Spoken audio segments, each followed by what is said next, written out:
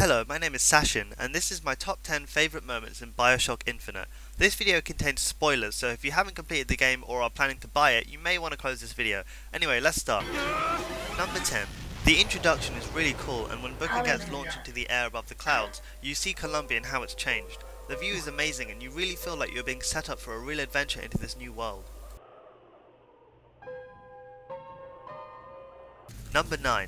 The ziplines were a cool little feature of this world of Bioshock Infinite. It was pretty awesome being able to swing around and jump on enemies, and with the help of gear in the game, the ziplines became even more than just a way to get around.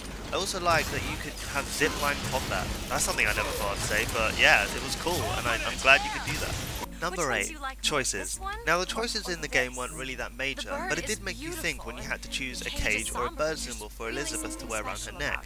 I also discovered by talking to a friend that when in the train station, if you decide to pull the gun out at the guy behind the counter, you don't get the same reaction as the other choice, which is to demand tickets.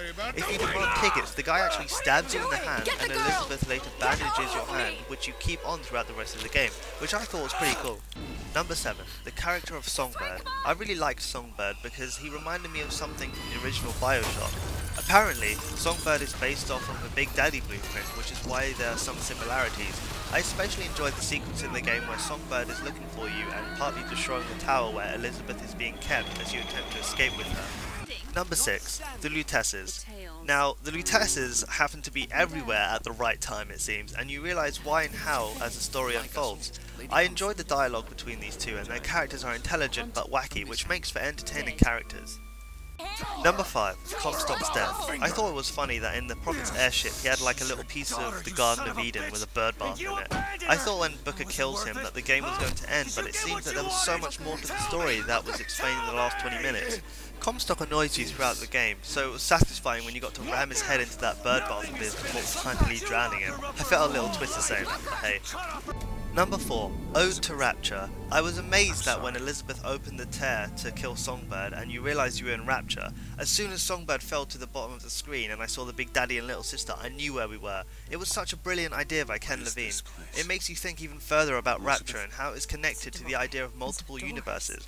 It was also nice to see a similar looking lighthouse like in the start of Bioshock 1. Number 3. The world of Bioshock Infinite.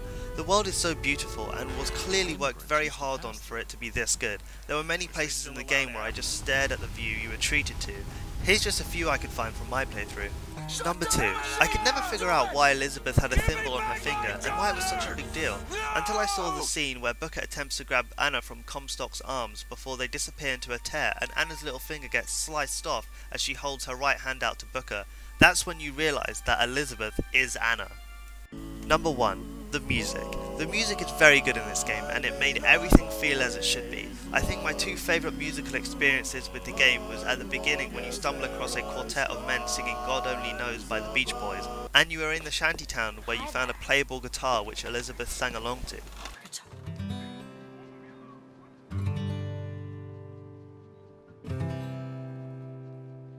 Will the circle be unbroken?